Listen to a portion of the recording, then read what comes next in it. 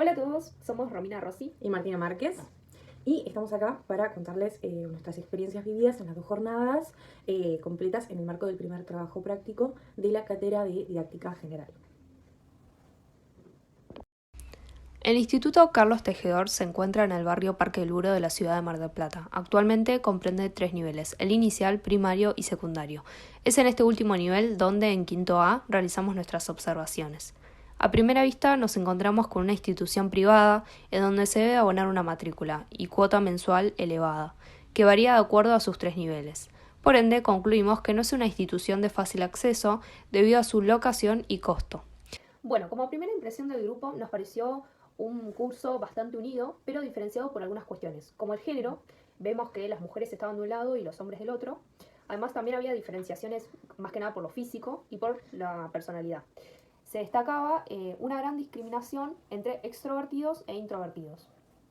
Y a pesar también de esta primera impresión, a lo largo de la experiencia y teniendo en cuenta las problemáticas que surgen dentro de la observación, según lo que dice Anijovic, por ejemplo, pudimos problematizar este primer acercamiento al grupo, comprendiendo que los roles en el aula no están necesariamente fijados y pueden ser variables también dependiendo de las distintas clases. Algo que también captó nuestra atención en esta primera impresión del grupo fue el uso constante de los celulares, siempre presentes en todo momento, y además pudimos ver cómo se utilizaban redes sociales que no tenían nada que ver con las actividades propuestas por los docentes, como por ejemplo Instagram, TikTok y BeReal.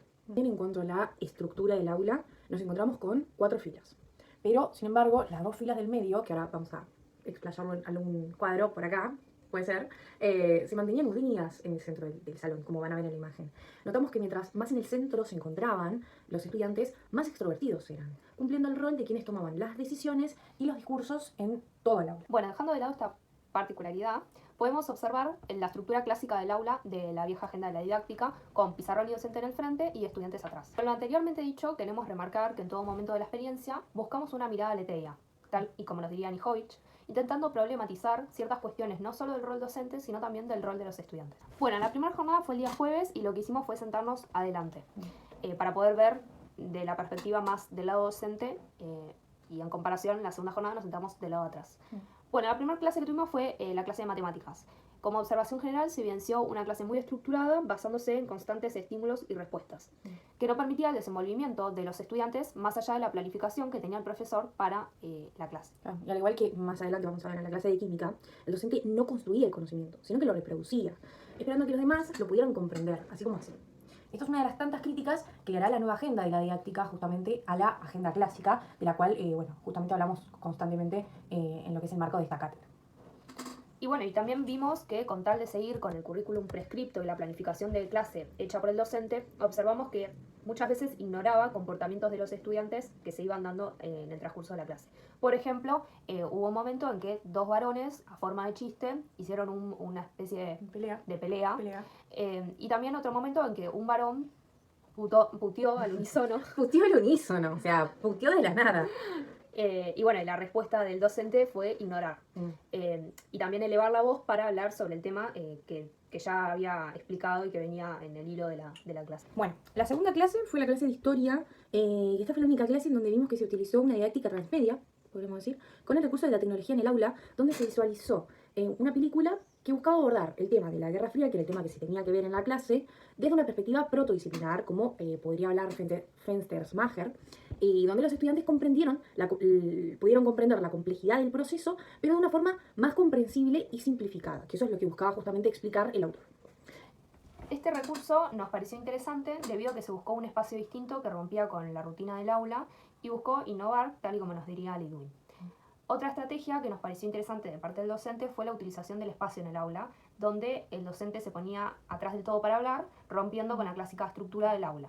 Y además buscando la integración de estos sectores que nosotras visualizamos al costado y no en el centro del aula. Claro, como que él intentaba con eso desestructurar un montón y creemos que lo lograba.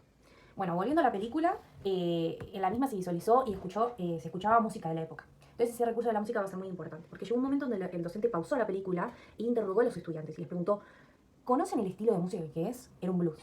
Entonces esa pregunta permitió un sinfín de interacciones con los estudiantes y, como diría Litwin, por ejemplo, la música enriquece a las disciplinas, no solo porque permite incorporar emociones en el aula, sino porque también permite una mayor comprensión, y en este caso del periodo histórico. Después vimos elementos negativos. Sí. Nosotras fuimos pidiendo carpetas no solo en la clase de historia, sino también en otras materias, pero lo que nos llamó la atención en la carpeta de los chicos fue que había mucho el tema de las líneas de tiempo, que es muy recurrente en la historia, pero se las hacía en forma de párrafo y no en forma de dibujo siquiera. Y esto no nos gustó porque vimos como el docente buscaba la memorización de fechas claves, que si bien son importantes, no hacen a la comprensión de un periodo histórico, y bueno, por ende respuestas mecánicas. Ahora vamos con la segunda jornada, la jornada del viernes a la mañana, en donde la primera clase que tuvimos fue la clase de geografía.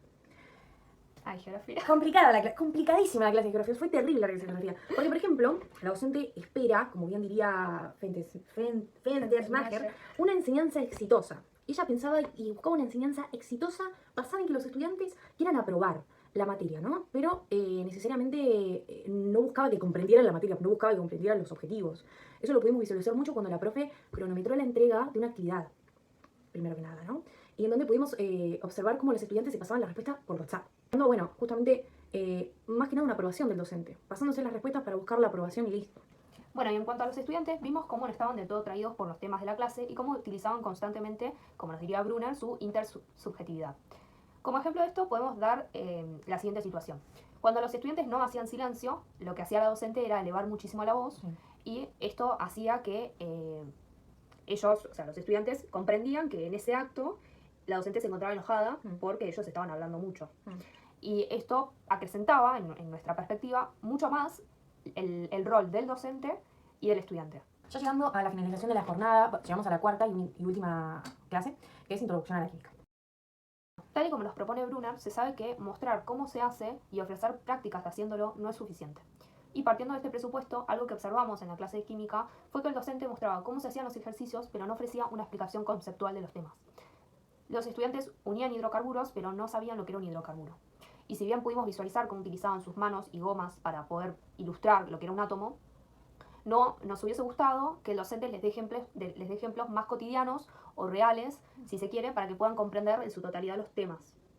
Sí, y bueno, esta idea que nos proporciona Nijovic respecto de la observación como un proceso para producir conocimientos, damos por concluido que en que tanto las clases de matemáticas como las de química, justamente ambas ciencias exactas, tienden a apoyarse mucho más en la planificación previa del docente, sin dejar espacio a que los estudiantes se desenvuelvan y formulen pensamientos propios y críticos. Y bueno, damos por finalizado el video, damos por finalizada esta explicación y observación de las dos jornadas. Espero que les haya gustado. Dale like, no mentira. Dale like, seguinos. Pero bueno, muchísimas gracias y nos vemos la próxima.